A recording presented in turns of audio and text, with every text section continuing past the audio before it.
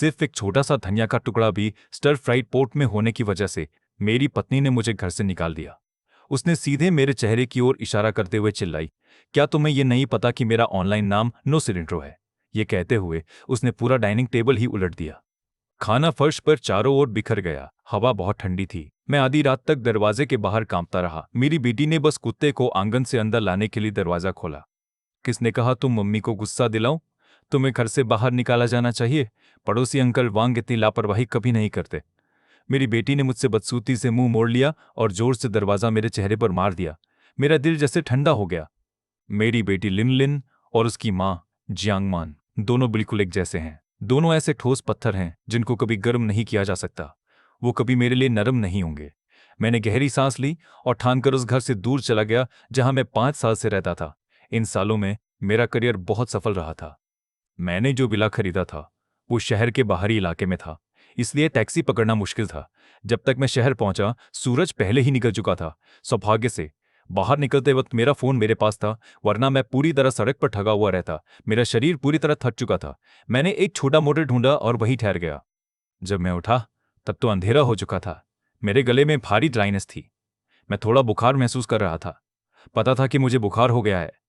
मैंने बुखार की दवा मंगवाई और साथ में फोन चार्जर भी खरीद लिया। दवा लेने के बाद मैं फिर से थकान से भरी नींद में चला गया। जब मैं फिर उठा तो काफी बेहतर महसूस कर रहा था, लेकिन मैंने देखा मेरा फोन पूरी तरह से बंद हो गया था। जब मैंने फोन ऑन किया तो स्क्रीन पर जियांग मैन के मिस्ड कॉल्स और मैसेजेस की भरमार थी। कुछ कॉल्स लिनलिन की भी थीं। एक सेकंड बाद ही जियांग मैन ने फिर कॉल किया। वांग जुओकोंग, बस करो यार, पिछले 2 दिन तुम कहाँ घूम रहे थे? तुम्हें कहीं नहीं ढूंढ पाया। लिनलिन और मैं 2 दिन से बाहर का खाना खा रहे हैं। रसोई से दुर्गंध आने लगी है और तुम अभी तक साफ करने वापस नहीं आए। अभी यहीं आ जाओ। तुम्हें अच्छे से पता है कि मैंने नौकरानी को चांदनी साल की छुट्टियां दी हैं, फिर भी तुम जानबूझकर गायब हो गए। क्या तुम मुझे परेशान करने की कोशिश कर रहे हो? ठीक है, तो हम अलग हो जाते हैं। कितना बेकार है यह सब। 5 साल साथ रहे, बच्चे भी हैं हमारे। लेकिन जियांग मैन फिर भी टालमटोल करती रही और हमारे शादी का रजिस्ट्रेशन करने से इनकार कर रही थी। मैंने तेरे बच्चे को जन्म भी दिया है, और क्या चाहिए तुझे? बता दूं, हद में रहना। मुझे पता था कि वो रात सिर्फ धनिया के टहनी के लिए नहीं थी, ज्यादातर तो वो चेतावनी थी जो मुझसे जुड़ी थी। 3 दिन पहले मैंने जियांग मैन को उसके बचपन के दोस्त वांग पिंग के साथ खाने जाते देखा था। उस रात जब वो घर आई, मैंने कहा कि चलो शादी का रजिस्ट्रेशन करवा लेते हैं, लेकिन उसने फिर भी इनकार कर दिया। इस बात पर हमारी जोरदार बहस हुई और कई दिनों तक हम दोनों एक दूसरे से खफा रहे। वो डिनर हमारे तीनों के लिए सिर्फ एक पारिवारिक खाना नहीं था, बल्कि मेरे लिए उससे माफी मांगने का मौका भी था। लेकिन किसे पता था कि उसे इसका कोई फर्क भी नहीं पड़ेगा। धनिया के एक टुकड़े को बहाना बनाकर मुझे तंग करना, वह बस मुझे मेरी जगह दिखाना चाहती थी। ठीक है, अब समझ गया। मैं अब तुम्हारे पीछे हनकूंगा नहीं। जियांग मैन ऐसे दिखा रही थी जैसे उसे कोई फर्क नहीं पड़ता। हमारी बेटी तो ऑलरेडी 5 साल की है और तुम अभी भी मुझसे ब्रेकअप करने की बात कर रहे हो। अगर उसके पास पूरा परिवार नहीं होगा और बाद में उसे मानसिक परेशानी हो गई तो क्या दिल टूटने वाला तुम ही नहीं होगा? मेरा दिल नहीं टूटेगा और उसे भी कोई दिक्कत नहीं होगी। बस इतना बता रहा हूं। हमारी बात खत्म हुई। बेटी तुम्हारे पास रख लो। ऐसा कहकर मैंने फोन बंद कर दिया। मैं भारी सांस लेकर शांत हुआ। जैसे ही मैंने कहा कि हमारी बात खत्म, मेरी कंधों से एक बड़ा बोझ उतर गया। अब से मेरी जिंदगी उन दोनों के इर्द गिर्द घूमने की जरूरत नहीं है और मुझे हमेशा उनके गुस्सा होने की चिंता भी नहीं करनी। जैसे ही मैंने जियांग मान को फोन काटा, मेरी बेटी ने फोन किया। पापा, क्या आप सच में मम्मी से अलग हो रहे हो? मैं आप दोनों को अब परेशान नहीं करूंगी। ये तो कमाल की बात है मम्मी। पापा चले गए। चाचा वांग से कहो जल्दी करो और मेरे नए पापा बन जाओ।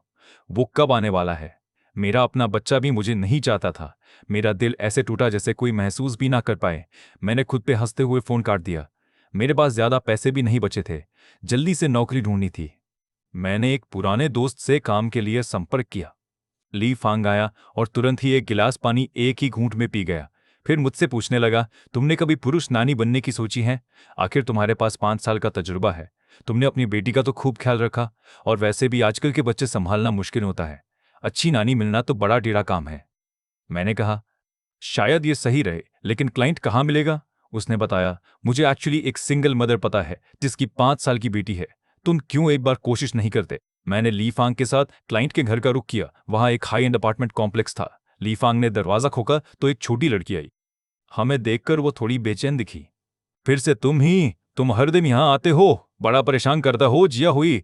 मैंने तुम्हें पहले ही बता दिया था, अंकल ली से बात करते वक्त सलीके से पेश आना। और ये कौन है? ये मेल नैनी की नौकरी के लिए आया है। उसे बच्चे संभालने का 5 साल का तजुर्बा है और वो बहुत धैर्यवान है। जाहुए की अच्छे से देखभाल जरूर करेगा। ठीक है, तो अंदर आओ।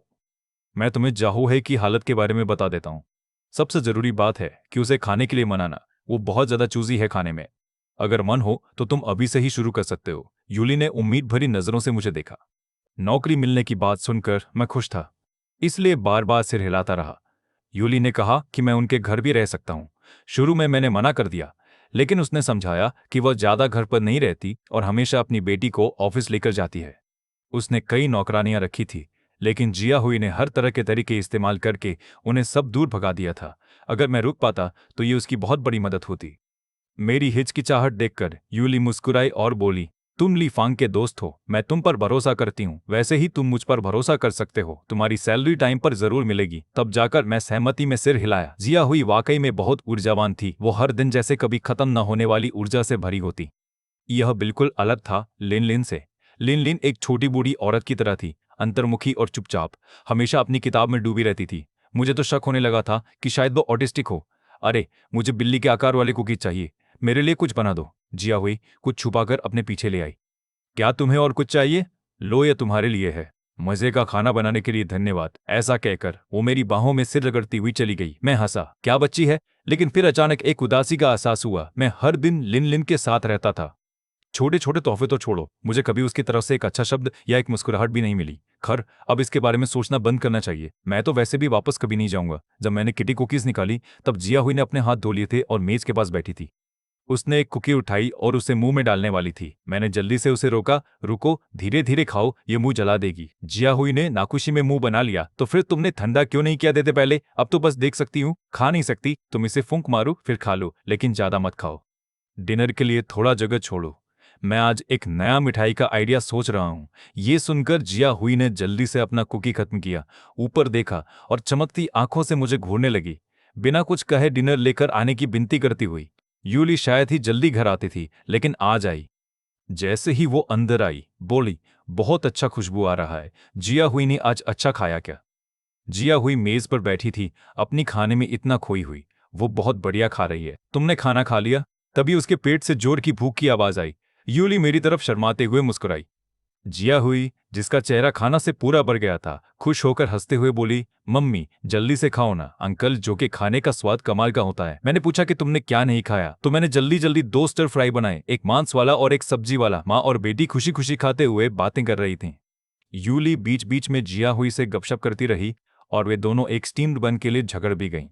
माँ, तुम मुझ पर जुर्म कर रही हो। अंकल जो ने वो मेरे लिए बनाया था, ये दोनों तुम्हारे लिए हैं। मेरी मत चोरी करो। अरे, तुमने तो मेरा भी खा लिया।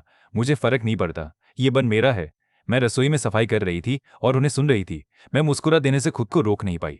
ऐसी कोई नमी झलक कभी झियांग मैन और लिन लिन के बीच नहीं हुई थी। वे दोनों हमेशा अपनी अपनी दुनिया में रहते थे। उनके प्रति जो चिंता होती, उससे बस ताना मारना और आलोचना ही मिलता था। लिन लिन बस उस जानवरों वाले कुकीज की शिकायत करती रहती थी जो मैंने बनाए थे। अरे यार, ये तो बिल्कुल बचकानी चीज है। पापा, ये बनाना बंद कर देंगे? अंकल वांग कहते हैं कि अब मैं बड़ी लड़की हूँ, इसलिए मुझे ये सब खाना बंद कर देना चाहिए। जियांग मान बस एक तरफ बैठी रहती, पूरी तरह से इनके बातों की परवाह किए बिना। वह भौएं तानी, एक टुकड़ा उठाया और बोली, ये तो बहुत नमकीन है। मैं डाइट पर हूँ, अगली बार थोड़ा हल्का बनाना। खाने के बाद यूली अपनी स्टडी में चली गई और मुझे अच्छी तरह से कहा कि मैं जिया हुई का ध्यान रखूं। मैं सोफे पर बैठकर जिया हुई के साथ कॉमिक्स पढ़ रहा था और उसे कहानियां सुना रहा था। कहानी में जो छोटी लड़की है, वह बड़ी ही दयनीय है। उसे अपनी माँ को अकेले ही ढूंढना पड़ता है। अच्छा है, मुझे अपनी माँ को अकेले ढूंढना नहीं पड़ता। मैं हंसा। वो तो बड़ी छोटी है, पर समझदारी उसकी कमाल की है। 1 घंटे पढ़ाई करने के बाद मैंने कहा, चलो थोड़ी कार्टून देखते हैं। वो सर हिलाती हुई सोच में पड़ गई। कुछ उलझन सी दिखी, फिर पक्का मना कर दिया, मैं नहीं देखूंगी। मेरी क्लासमेट लिन लिन बड़ी होशियार है। उससे हर बार अच्छा बच्चा वाला स्टिकर मिलता है। मुझे बहुत सारी किताबें पढ़नी होंगी ताकि मैं उसकी तरह होशियार बन सकूं। मैं एक पल के लिए ठहर गया, फिर उसके सिर पर हल्का सा हाथ रखा। तुम अभी छोटी हो, खुद को जबरदस्ती पढ़ने के लिए मजबूर करना भी ठीक नहीं है। जिया हुई की आंखें बड़ी हो गईं। सच में, वैसे भी आज तुमने पिनेइन और अक्षर प्रैक्टिस किए और 1 घंटे तक कॉमिक्स भी पढ़ी। तुमने कमाल किया। अब थोड़ा आराम करने का टाइम है, तो चलो थोड़ा कार्टून देखते हैं। आधे रास्ते में जियांग मैन ने फोन किया, तुम इस बार बहुत ज्यादा देर कर दिए, अभी तुरंत घर आ जाओ। वाटर हीटर टूट गया है और इसे ठीक करने वाला कोई नहीं है, और आज तुमने लीन लीन को स्कूल से भी नहीं लिया। मुझे पता तो तब चला जब उसकी टीचर ने फोन किया। तुम हर दिन और भी ज्यादा शर्मनाक होते जा रहे हो। जब तुमने मुझे बाहर बंद कर दिया, मेरी हिफाजत की परवाह किए बिना, बस वही दिन हमारी बात खत्म हो गई। अब से कोई भी तुम्हें कंट्रोल नहीं करेगा। मुझे फोन करना बंद करो। और ऐसे ही मैंने कॉल कट कर दी, वैसे ही जैसे जियांग मैन मुझे फोन कट कर दे दी थी। मैंने फोन काटने के बाद भी जियांग मैन मान ही नहीं रही। वो बार बार मैसेज करके मुझे तंग कर रही थी। जो कांग, तुम कितने बेरहम हो, अपनी ही बेटी को ऐसे छोड़ दिया। क्या तुम इंसान हो भी या नहीं? अगर वापस नहीं आए तो फिर कभी अपनी बेटी को देखने की उम्मीद मत रखना।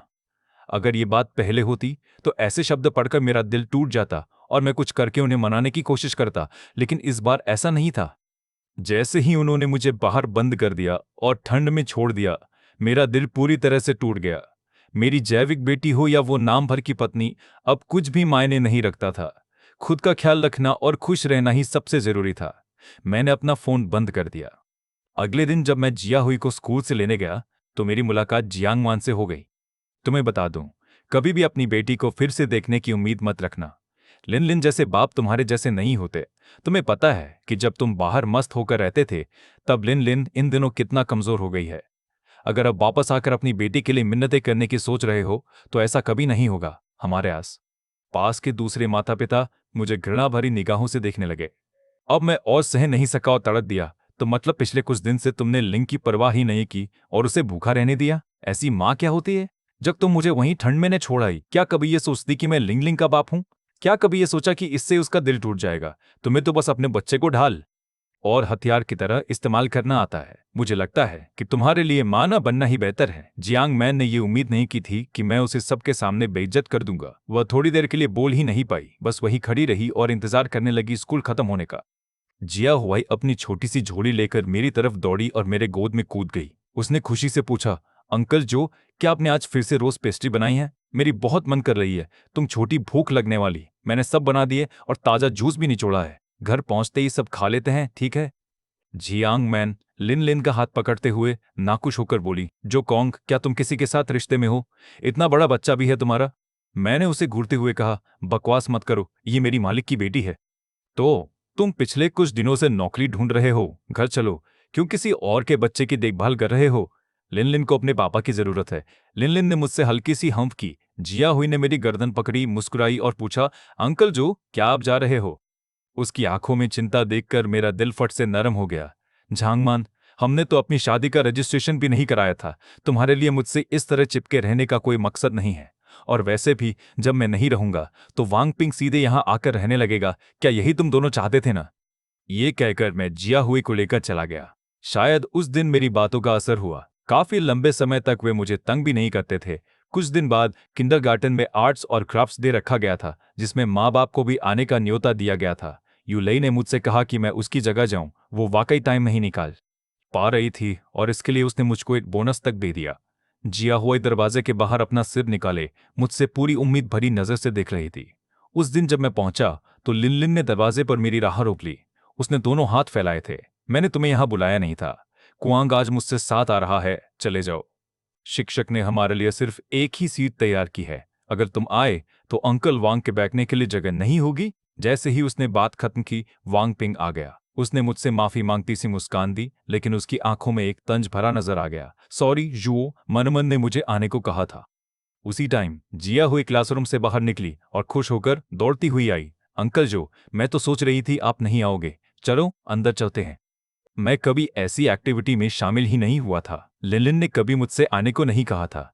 शायद पहले तो वांग पिंग ही जाता था। इस बार जिया हुई की वजह से मैंने अपनी जिंदगी में कुछ नया एक्सपीरियंस किया। जिया हुई और मैंने साथ में स्पंजबॉब का मॉडल बनाया और टीचर ने उसकी तारीफ भी की। किसने सोचा था कि लिनलिन आएगी, वो स्पंजबॉब का मॉडल छीन लेगी और उसका चेहरा गुस्से से लाल पीला हो जाएगा। ये मेरे पापा ने बनाया है तो ये मेरा है, मुझे ही तारीफ मिलनी चाहिए। जिया हुई उलझन में मुझे देख रही थी। वांग पिंग थोड़ा अजीब सा लग रहा था और चलाने की कोशिश करने लगा कि लिन वापस आ जाए, लेकिन लिन जिद्दी थी। सबको उसके मन की करनी पड़ती थी। टीचर परेशान नजर आ रहे थे। बार बार हम दोनों की तरफ देख रहे थे। जिया हुई के माँ बाप के बारे में था यह सब। लिन बहुत घमंडी लग रही थी। मेरा पापा ने ये बनाया है, मैं वो हूं जिसे तुम सबको पसंद करना चाहिए। मैंने स्पंजबॉब का मॉडल वापस पकड़ लिया। जिया हुए को दे दिया और जोर से कहा, इस बार मैं जिया हुए के पेरेंट्स के तौर पर आ गया हूँ आर्ट्स एंड क्राफ्ट डे में हिस्सा लेने। तुम्हारे पेरेंट्स लिन लिन तो अंकल वांग है। वो छोटी मछली तुम्हारा प्रोजेक्ट है। लिन लिन तुरंत गुस्से में आ गई। स्पंजबॉब जिया हुए के हाथ से छीन लिया, जमीन पर फेंक दिया और उस पर पैरों से ठोकर मारने लगी। तुम मेरे डैड हो, जो तुम्हारा है वो मेरा भी है। किसने तुम्हें मना किया कि मुझे नहीं दोगी? बस करो। मैंने उसे धक्का दिया और कुचला हुआ स्पंजबॉब का मॉडल उठा लिया। क्या मैंने तुम्हें ऐसे ही सिखाया था अपने साथी छात्रों को धमकाना? लिनलिन हैरानी से मुझ में घूरती रही, फिर जोर जोर से रोने लगी। शायद वह इस बदलाव को सहन नहीं कर पाई। पहले मैं उसके लिए एक भी कठोर शब्द नहीं बोल पाता था। मैं बेहद परेशान था। यह बच्चा सच में पूरी तरह से बिगड़ चुका था। जिया हुई की आंखों में आंसू आ गए जब उसने रमी हुई स्पंजबॉब की मॉडल को देखा। मैं उसे धीरे से गले लगाया। माफ करना जिया हुई, ये मेरी गलती है। अचानक वह आगे बढ़ी और लिनलिन को जमीन पर धकेल दिया। वो मेरा था, तुमने तोड़ दिया। अब तुम्हें इसके लिए पैसे देने होंगे। माहौल पूरी तरह गड़बड़ हो गया। टीचर सिर पकड़ के बोली कि बाकी माता पिता और बच्चे बाहर चले जाए। बस हम लोग अंदर रह गए। दोनों बच्चे अभी भी रो रहे थे। टीचर ने हमसे पूछा क्या हुआ। मैंने सच सच बता दिया। वांग बिंग ने ताना मारते हुए कहा, खुद के ही लहू खून की परवाह नहीं करती और दूसरे की बच्चों के मामले में उलझी रहती है। तुम्हें लग रहा है कि दूसरों के बच्चों के पापा बनने में मजा आता है। तुम मुझे क्या पढ़ाने की हकदारी रखते हो? वांग पिंग बोलती ही रह गई। आखिरकार बातें यहीं खत्म हो गई। जिया हुआई ने तो मुझसे कहा कि ये यूली को मत बताना, उसकी मम्मी को दुख होगा। मैंने जिया वेई को KFC लेकर चला गया ताकि उसके दिल को थोड़ा सुकून मिले। जब हम घर पहुंचे तो मैंने यूली को थकी हुई सोफे से टिका देखा। हमें वापस आते देखकर उसने कमजोर सा मुस्कुराहट दी। यूली ने जियावेई को उसके कमरे में ले जाया। फिर मुझे बताया कि जियावेई के असली पिता उसे ढूंढने आए थे। मैंने पूछा, तो क्या मुझे अब चली जानी चाहिए? उसने कहा, नहीं, तुम्हें जाने की जरूरत नहीं है। मेरा मतलब है, क्या तुम मुझसे शादी का नाटक कर सकते हो? जियावेई के असली पापा? छोड़ो यार, अगर इससे तुम्हें अजीब लगे तो बस ये सोचो कि मैंने कभी कहा ही नहीं। मुझे 2 बार सोचने की जरूरत नहीं है, मैं कर दूंगा। लेकिन ये बात अलग है। यूली ने राहत की सांस ली। परेशान मत हो, मैं तुम्हें अच्छा नुकसान भरपाई दिलाऊंगी। जियावेई भागती हुई बाहर आई। वो मेरी बाहों में कूद पड़ी। उसकी आंखें उम्मीद से चमक रही थी और वो हमें देख रही थी। मम्मी, अंकल जो, क्या आप दोनों शादी करने वाले हो? इसका मतलब अब से मैं अंकल जो को पापा कह सकती हूँ? यूली मुझसे शर्माते हुए बोली। मैंने धीरे से कहा, ऐसी बातें मत करो। मैं जियावे को अपने पास बुलाया। हाँ बेटा, अब से तुम मुझे पापा कह सकते हो, ठीक है? जियावे बहुत खुश हो गया। वह अपनी रूम में भागा और वापस आते हुए एक छोटी सी डिबिया लेकर आया जो उसने मुझे दे दी। उसने बड़े सीरियस होकर कहा, ठीक है पापा, अब से मम्मी का खूब ध्यान रखना। अगर नहीं रखा तो मैं आपको अब पापा नहीं बुलाऊंगी। अजीब बात यह थी कि जियावेई की ये धमकी मुझे बहुत प्यारी लगी। मैंने जियावेई से छोटी सी डिब्बी ली। हमने मत्था टेक कर वादा किया, पापा वादा करते हैं अगर मैंने झूठ बोला तो मैं एक छोटा पिल्ला बन जाऊंगा। यूली का पहले खराब फैसला था और उसने एक बुरा आदमी से शादी कर ली थी। आखिरकार वो उससे तलाक ले पाई और उसे जेल भेज दिया। लेकिन वो 2 दिन पहले बाहर आ गया है और जियावे को वापस पाना उसकी जिद बना रखी है। समस्या ये है कि वो कमीना औरतों से नफरत करता है। उसने एक बार जियावे को बेचने की भी कोशिश की थी। खुशनसीबी से यूली को वक्त रहते पता चल गया, नहीं तो नतीजे बेहद बुरे हो सकते थे। मैंने उसे सांत्वना देने के लिए धीरे से उसके कंधे पर थपथपाया। कोई बात नहीं, मैं जियावेई का ध्यान अच्छे से रखूंगा। यूली शायद बहुत डर गई थी। उसने अचानक मुझे अपनी बाहों में घेरा। मैं तुरंत सांस रोक बैठा। मेरा पूरा शरीर सख्त हो गया, हिलने की हिम्मत नहीं हुई। कुछ देर बाद उसने आखिरकार मुझे छोड़ दिया। उसने शर्माते हुए कहा, माफ करना। मैं एक पल के लिए अपना आपा खो बैठा। कोई बात नहीं, मैं जिया हुई से पूछती हूँ। इतना कहकर मैं जल्दी में वहां से हट गया, अपनी तेज धड़कती दिल को अनदेखा करने की कोशिश करते हुए। दिल इतनी तेजी से धड़क रहा था। यूली ने खास तौर पर 2 घंटे की छुट्टी ली थी ताकि हमारे शादी का रजिस्ट्रेशन मेरे साथ कर सके। भले ही ये शादी भी काम का हिस्सा थी, लेकिन मेरे लिए शादी का रजिस्ट्रेशन ये पहली बार था। तो फिर भी मैंने सेलिब्रेट करने के लिए बड़ा खाना बनाया। मैंने यूली को इसके बारे में बताया। वो थोड़ी देर सोच के बोली कि वो 8 बजे तक वापस आ जाएगी। सच कहूं तो मुझे ज्यादा उम्मीद नहीं थी कि वो आ पाएगी। मैं जानता हूं कि कंपनी के मालिक कितने व्यस्त रहते हैं। उनका टाइम अपना नहीं होता। कभी पता नहीं चलता कि कब कोई क्लाइंट अचानक योजना में गड़बड़ी कर दे।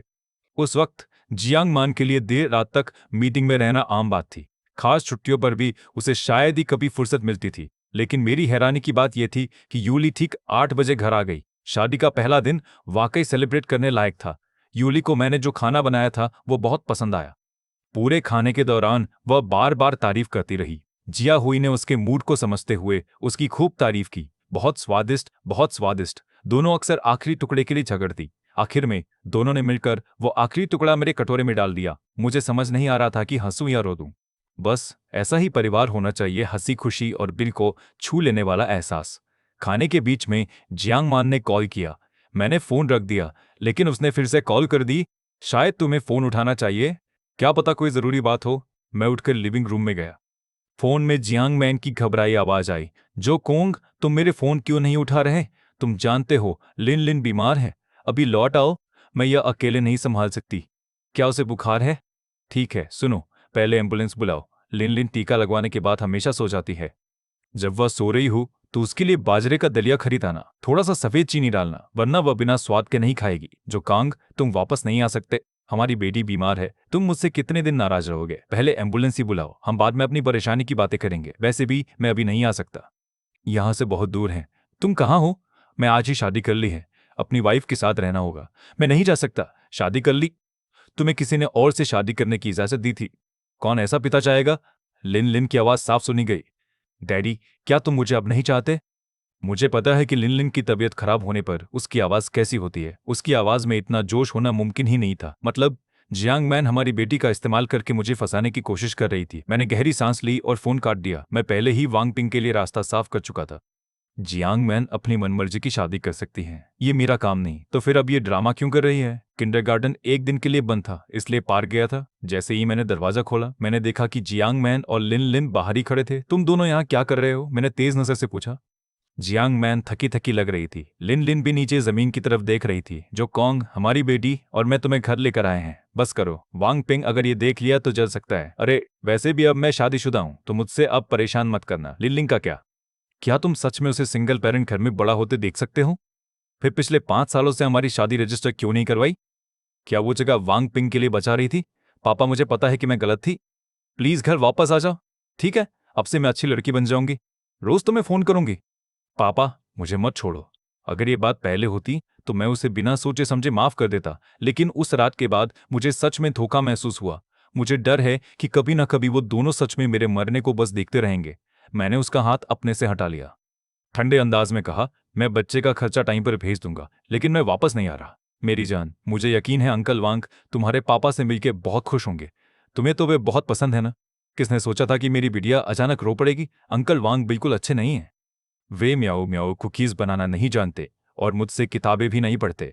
बस इन्होंने मेरे लिए इंस्टेंट नूडल्स बनाना आता है, और वो भी बिल्कुल स्वादिष्ट नहीं होते। पापा, मैं वो खाना खाना चाहता हूँ जो आप बनाते हो। जोंग मैन ने मुझसे नाराज होकर कहा। जो कांग, लिन लिन तुम्हारी बेटी है, तुम उसे इस हाल में देखकर कैसे बेखबर रह सकते हो? क्या तुम पहले उसे सबसे ज्यादा प्यार नहीं करते थे? वो सही कह रहा था। उससे पहले लिन लिन मेरी सबसे प्यारी था। मैं उसे किसी भी चीज से ज्यादा संभालता था ताकि उसे कोई नुकसान ना पहुंचे। मगर मैं सिर्फ ये चाहता था कि वो मुझे डैड बोले और मुझसे थोड़ा अच्छा व्यवहार करे। वो भी एक लग्जरी बांग गया था। ऐसा लगता था जैसे मैं बस एक कुत्ता हूं जिसे रखा गया हो। जब उनका मूड अच्छा होता था तो थोड़ी देर मेरे साथ खेल लेते थे। जब उनका मूड खराब होता था तो बस मुझे नजरअंदाज कर देते थे। यहां तक कि सर्दियों के बीच मुझे जानबूझकर घर के बाहर भी बंद कर दिया। वे तो कुत्ते को भी आंगन से अंदर ले आते थे। मैंने उनसे पूरी उम्मीद खो दी है। जो कांग, तुम कार लेने नीचे नहीं जा रहे? दरवाजे पर क्यों खड़े हो? अरे जियो जांग, तुम यहाँ कैसे आ गए? ये वही है जिससे तुमने कहा था कि शादी की है? हाँ बिल्कुल। जो कॉन्ग और मैंने कल अपनी शादी पंजीयन करवा ली। ओह, और ये है। कुछ पल के लिए मुझे समझ नहीं आ रहा था कि जोंग मैन का परिचय कैसे दूं। तभी मुझे एहसास हुआ कि हमारा रिश्ता हमेशा से बस कुछ अधूरा अधूरा ही था। जिया हुई मेरे सामने अपनी नई ड्रेस घुमा रही थी। पापा, पापा, देखो ना, मेरी नई ड्रेस कितनी प्यारी है। तुमने उसे पापा बोलने दिया? वो मेरा डैडी है, तुम्हारा नहीं। तुम उसे पापा नहीं कह सकती। ठीक है लिन लिन, यहाँ चिल्लाना बंद करो। अब से मैं जिया हुई का पापा हूँ। जो कांग, शायद हमें आज नहीं जाना चाहिए। तुम्हें अपनी चीजें ठीक करनी चाहिए। जिया हुई का छोटा सा चेहरा उदास हो गया। मैंने उसे उठाया और नीचे की ओर चला। मैंने जिया हुई से वादा किया है और मुझे उस वादे को निभाना होगा, वरना डैडी एक छोटे से पिल्ले में बदल जाएगा। मैं जिया हुई को लेकर कॉटन कैंडी खरीदने गया। यूली टिकट की लाइन में खड़ा हो गया। लिन लिन दौड़ती हुई आई और दोनों हाथ फैला दिए कि मुझे उठा लो। डैडी, मुझे भी कॉटन कैंडी चाहिए। बेटा, ये सब जानबूझकर कर रहा है ना? पहले तो तू मुझे जैसे कोई समझता ही नहीं था, और अब मुझे अच्छा होता देख तुझसे सहा नहीं जा रहा। क्या तुम दोनों मेरी जिंदगी का सुकून छीनने के लिए ही पैदा हुए हो? लिन लिन ने मुझसे आंसुओं से भरे आंखों से देखा, लेकिन इस बार उसे मुझसे कोई सहारा या दया नहीं मिला। मुझे छोड़ो और पीछा करना बंद करो। अचानक वांग पिंग भी आ गया। वह जियांग मैन और उसकी बेटी के साथ चल रहा था, लेकिन उससे भी उनसे कोई प्यार नहीं मिला। बिल्कुल वैसे ही जैसे पहले मुझे मिलता था, लेकिन अब मेरी कोई परवाह नहीं है। अभी तो जियाहुई की खुशी ही मेरी सबसे बड़ी चिंता है। मैं जियाहुई को अपने लिए पकड़कर घोड़े की सुनहरी सवारी कर रहा था। यूली पास ही खड़ी थी और हमारी तस्वीरें ले रही थी। उसने किसी से हमारी तीनों की एक साथ फोटो भी खींचवाई। उसने 3 गुब्बारे खरीदे और उन्हें हमारी कलाइयों से बांध दिया। जब हम थक गए तो हमने एक हॉटपॉट रेस्टोरेंट ढूंढा और वहां खाने गए। जियांग मैन और उसकी टीम हमारे सामने की मेज पर बैठे थे। लिन लिन मुझसे भीख मांगती नजरों से देख रही थी। शायद वो चाहती थी कि मैं उससे वैसे ही पेश आऊं जैसे पहले करता था। उन्हें देखते ही बोरियत हो रही थी। मैंने यूली से सीट बदलने का सुझाव दिया। शायद हमें कहीं और खाना चाहिए। जिया हुई उस दूध को पी रही थी जो मैं उसके लिए लाया था। वह गलती से अपनी शर्ट पर थोड़ा सा गिरा बैठी। मैंने एक वाइप निकाला और उसकी शर्ट साफ कर दी, फिर कहा, कोई बात नहीं, ठीक है। जिया हुई को यहाँ खाना बहुत पसंद है। यूली की नजरें नरम थीं। जो कोंग, काश तुम जिया हुई के असली पिता होते। अब से मैं उसका असली पिता हूं। मैंने जिया हुई की मुलायम गालों को धीरे से चुटकी ली। डैडी, हाँ मेरी अच्छी लड़की, हमारी जिया हुई कितनी अच्छी लड़की है। हम हॉट पॉट रेस्टोरेंट से बाहर निकले ही थे कि जियांग मैन ने मुझे रोका। उसकी आवाज थकी हुई सी थी। जो कोंग, हमें बात करनी है। यूली जिया हुई को लेकर आगे बढ़ गई, कहती हुई, मैं कार लेकर आती हूँ। जियांग मैन ने एक अंगूठी निकाली। उसने मेरा हाथ थामा और उस पर पहनाने लगी। तुम शादी करना चाहती हो? लेकिन मेरी उंगली में पहले से ही एक अंगूठी पहनी हुई थी। मैंने अपना हाथ पीछे खींच लिया। ठंडे अंदाज में कहा, जियांग मान, चलो यहीं खत्म करते हैं। तुम्हें खुद दिख रहा है कि मेरी अब अपनी शादी परिवार है। उल्टा सीधा ड्रामा करने से तुम्हारी इज्जत भी खराब होगी। अगर तुम ऐसे परेशान करती रहोगी तो तुम्हें ही दूसरी औरत कहा जाएगा जो किसी और का परिवार तोड़ती है। बड़ी मजेदार बात है, पहले मैं हमेशा जियांग मान से शादी करने की सोचती थी, लेकिन अब जब मैंने किसी और से शादी कर ली है, वो ही मुझसे चिपकी रहती है और जाने का नाम नहीं लेती। उस दिन जियांग मैन चल दी, पर जाने से पहले एक बात बिल्कुल पक्की कह दी, जोई कांग, इस जिंदगी में तू सिर्फ मुझसे ही शादी कर सकता है। मुझे पता था कि वो कोई ना कोई ड्रामा करेगी, पर मैंने कभी सोचा भी नहीं था कि वो जिया हुई को तकलीफ पहुंचाने की हिम्मत करेगी। उस दिन मैं हमेशा की तरह जिया हुई को लेने गया, पर वो बाहर नहीं आई। जियांग मैन ने धमकी दी कि अगर मुझे जिया हुई को फिर से देखना है तो मुझे यूलेई से अभी तलाक मांगना होगा। ठीक उसी वक्त लिन लिन दौड़ती हुई बाहर आई और मुझे गले लगा लिया। बहुत खुश लग रही थी। डैडी, क्या आप मुझे लेने आए हो? जिया हुई कहाँ है? तुम दोनों एक ही क्लास में हो, वो बाहर क्यों नहीं आई? लिन लिन ने अपना सिर झुका लिया। मुझसे सामना करने की हिम्मत नहीं थी। मैंने तुरंत पुलिस को फोन किया, फिर यूले को। मैंने लिन को धक्का दिया। मैं गुस्से में जियांग मैन से बोला, अगर जिया हुई को कुछ भी हुआ तो मैं तुम्हें कभी माफ नहीं करूंगा। मैं स्कूल में भागा गया ताकि टीचर मिल सकूं, लेकिन टीचर ने कहा कि जिया हुई तो पहले ही लिन लिन के साथ निकल गई है। टीचर को कुछ गड़बड़ लग गई। वो मुझे सिक्योरिटी रूम ले गई। कुछ ही देर में मैंने देखा कि लिन लिन जिया हुई को पीछे के गेट से बाहर ले जा रही थी। फिर एक आदमी आया और उसने कुछ जिया हुई के मुंह में ठूंस दिया, जिससे जिया हुई बेहोश हो गई। फिर वो आदमी उसे लेकर चला गया। मैं तुरंत वहीं पहुंचा जहां जिया हुई को ले जाया गया था, लेकिन वहां 4 रास्ते थे। मुझे समझ नहीं आ रहा था कि कौन सा रास्ता पकड़ूं। पुलिस जल्दी आ गई और उन्होंने खोज टीम बना दी। यूली बेकाबू होकर रो रहा था। कुछ घंटे बाद आखिरकार पुलिस उसे ढूंढ ही निकाली। मैंने यूली को उस जगह तक पहुंचाया। जिया हुई गांव में एक मुर्गे के बारे में बंद थी। उसका छोटा सा शरीर सूखी घास के ढेर पर फेंका हुआ था, जो आमतौर पर उसका बाल नरम और रेशमी होता था। वो अब जाले में उलझा था। यूली दौड़ी आई और जिया हुई को अपनी बाहों में उठाकर ले गई। उसका पूर्व पति पुलिस के साथ बाहर निकाला जा रहा था। मैं अपने आप को संभाल नहीं पाया और सीधे उसके पेट पर ठोकर मार दी। कमीना, तू सच में जिया हुई को बेचने की कोशिश कर रहा था? तुझसे तो साफ निपटता हूं। पुलिस वालों ने मुझे शांत करने की कोशिश की और मुझे संभाला। ठीक है, बस अब और बिगड़ने मत दो। भगवान का शुक्र है कि जिया हुई ठीक है। वो तो बस सामान्य नींद की गोली थी। पूरी स्थिति आखिरकार साफ हो गई। झांगमैन ने यूली के एक्स हस्बैंड से संपर्क किया था और लिली को कहा था कि वो झाउई को पीछे के गेट से बाहर निकालने के लिए चालाकी करे।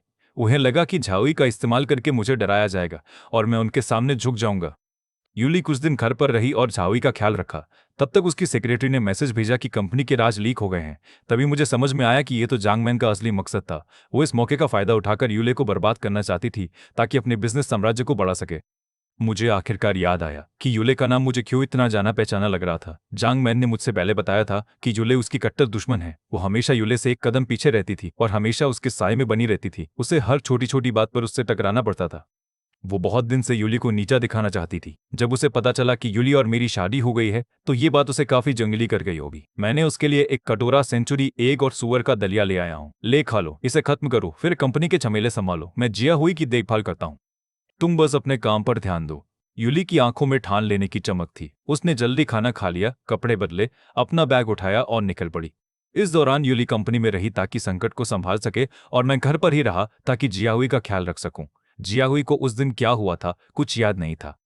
उसने मुझसे ये तक पूछ लिया कि वो अब किंडरगार्टन क्यों नहीं जा पा रही है और उसकी मम्मी घर क्यों नहीं आ रही। मैं बस टाल मटोल के जवाब देता रहा। आधे महीने बाद जियांग मान ने मुझसे गुहार लगाई, जुई कॉन्ग प्लीज मेरी मदद करो, यूली वाकई मुझे मजबूर कर रही है। उसकी बेटी सबसे ज्यादा तेरी सुनती है ना, कहीं तुम उससे नहीं कह सकते कि मुझे छोड़ दे। मेरी जान बचाओ जुई कॉन्ग, मैंने तुम्हारे लिए एक बेटी को जन्म दिया है। जियांग मान, ये सब तुमने ही किया है, बस इसे स्वीकार कर लो। लिन लिन का क्या, अब तुम्हें लिन लिन की परवाह नहीं? अगर मैं सब कुछ खो दूंगी तो उसे भी मेरे साथ ही सब कुछ सहना होगा। मैंने बिना किसी हिचकिचाहट के फोन कर दिया। अभी भी मुझे उस वक्त का डर लगता है। लिन लिन जो कि सिर्फ 5 साल की बच्ची है, ऐसा कैसे कर सकती थी? एक हफ्ते बाद जियांग मैन की कंपनी पूरी तरह से टूट गई। यूली ने जियांग मैन, उसके एक्स हस्बैंड और उस किंडरगार्टन के खिलाफ मुकदमा दायर कर दिया। जहां तक लिन लिन की बात है, वो मेरे साथ ही रह सकती थी। जिस दिन मैं उसे लेने गया वो बहुत खुश थी। डैडी, मैं फिर से आपके साथ रह सकती हूँ। क्या आप आज रात मेरे पसंदीदा नूडल्स बना सकते हैं प्लीज? मैं लिन लिन का पिता हूँ और मेरी जिम्मेदारी है कि मैं उसकी परवरिश करूं। लेकिन मैं उसे अपने पास घर ले जाकर नहीं रखना चाहता था। इसके बजाय मैंने उसकी देखभाल के लिए एक नानी रखी। जैसे ही उसने वांग पिंग को देखा वो चिल्लाई, डैडी मुझे ये अंकल नहीं चाहिए। लेकिन अब कोई उसकी नहीं सुनने वाला था। मेरी बेटी जिया हुई सच में मेरा सिर दर्द बना रही थी। मैंने इतनी सारी नौकरानियां ढूंढी पर कोई भी सही नहीं बैठ रही थी, जब तक कि ली फांग ने जो कॉन्ग से मेरी जान पहचान करवाई। जो कांग ने वाकई शानदार काम किया। उसने जिया हुई को संभाल लिया और वो उसकी बात मानने लगी। मैं आखिरकार चैन की सांस लेते हुए अपने काम पर ध्यान दे पाया। जो कांग सच में एक बढ़िया पिता था। वह जिया हुई के साथ बहुत धैर्यवान था और कमाल का खाना बनाता था। हर बार जब मैं घर आता तो मेरे लिए लाइट जला रहता और रसोई में खाना तैयार होता। वो गर्मा गर्म खाना खाते हुए मेरी सारी थकान जैसे पिघल जाती। मन ही मन ये सोचता, मुझे ये आदमी ठीक से संभालना होगा। ऐसे परफेक्ट परिवार वाले आदमी को कौन नकारता है? मुझे पता था कि मैं नहीं नकारूंगी, तो मैंने शादी का बहाना बना लिया। इस तरह मैं उसे हमेशा के लिए अपने साथ रख सकती थी, बच्चे पालने और घर संभालने के लिए।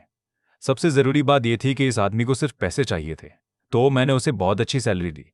इस तरह कोई उसे छीन नहीं सकता था। जब मुझे पता चला कि जियावेई गुम हो गया है तो मेरा दिल कुछ सेकंड के लिए ठहर सा गया था। भगवान का शुक्र है कि जो कौम वहां थे जिन्होंने मुझे सांत्वना दी और शांत रहने में मदद की। जिन कुछ दिनों तक मैं जियावेई के साथ था तब कंपनी को दिक्कतें आ गईं। मैं अभी भी हिचकिचा रहा था, लेकिन जो कॉन्ग ने मुझे प्रोत्साहित किया कि जाओ और उस गंदगी को साफ करो। प्रोसेस तो बहुत मुश्किल था, पर शुक्र है कि आखिर में रिजल्ट बढ़िया आया। जब जांग मैन जेल गया तो मैंने पहल करके जो कां से लिनलिन के बारे में पूछा। उसने कहा कि उसने एक नानी ढूंढ ली है और वह उससे मिलने जाएगा और मुझसे वादा किया कि वह उसे कभी घर नहीं ले आएगा। सच कहूं तो अभी के लिए इससे बेहतर कोई रास्ता नहीं था। यही एक तरीका था। आखिरकार वो तो लिनलिन का असली बाप है, उसे पालना उसका फर्ज है। जब से जो कौन चला गया, जांग मैन मुझसे स्नेहपूर्ण नहीं रहा। यहां तक कि लिलिन भी मुझसे ठंडा बर्ताव करने लगी। बाद में जब मेरी मंजिल पूरी हुई और मैं जांग मैन के घर शिफ्ट हुई तो मुझे समझ आया कि जो कौन की जिंदगी बिल्कुल भी आसान नहीं थी। उसे दोनों का सारा ध्यान रखना पड़ता था, खाना पहनावा से लेकर ट्रांसपोर्ट तक। ये सच में बहुत बड़ा काम था। ऊपर से घर के काम और तरह तरह की अनहोनी घटनाएं। जांग मैन और उसकी बेटी का स्वभाव बिल्कुल सहज नहीं था। नए घर में आए पहले कुछ दिन तो ठीक रहे, लेकिन फिर मैं जांग मैन का पार्टी में पहनना वाला कपड़ा खराब कर दिया, गलत गहने पहनाए, उसके जूते खराब कर दिए और लिनलिन को लेने का टाइम भी भूल गया। मुझे सुंदर और स्वादिष्ट खाना बनाना नहीं आता था। वो मुझसे बार बार नाराज होने लगे और लगातार मेरी तुलना जो कॉन्ग से करते रहते। वांग पिंग, तुम कुछ सही से कर भी पाती हो क्या? जब जो कॉन्ग यहाँ होता था तो ऐसा कभी नहीं होता था। ये चैरिटी बैंक्वेट है और तुम मुझसे लाल कपड़े पहनने को कहती हो? क्या मुझे इज्जत से नीचे दिखाने का इरादा है तुम्हारा? चाचा वांग, आपने मेरा होमवर्क मेरा बैग में क्यों नहीं डाला? मैंने तो कहा था कि मैं आज ड्रेस पहनना चाहती हूँ, पैंट नहीं। पापा मेरे बाल बड़े खूबसूरती से चोटी बनाते थे। तेरी चोटी तो बिल्कुल भी अच्छी नहीं लगती। जब तक मैंने खुद ये सब झेला नहीं, मुझे ये एहसास ही नहीं हुआ था कि मैंने कभी जियोंग मैन के साथ क्यों उलझा। कई बार मैंने सोचा छोड़ दिया जाए, लेकिन मैं इस आराम चक्कर वाली जिंदगी को छोड़ ही नहीं पा रहा था जब तक कि जियोंग मैन जेल ना गया। फिर मैंने बिना कुछ सोचे समझे चल दिया।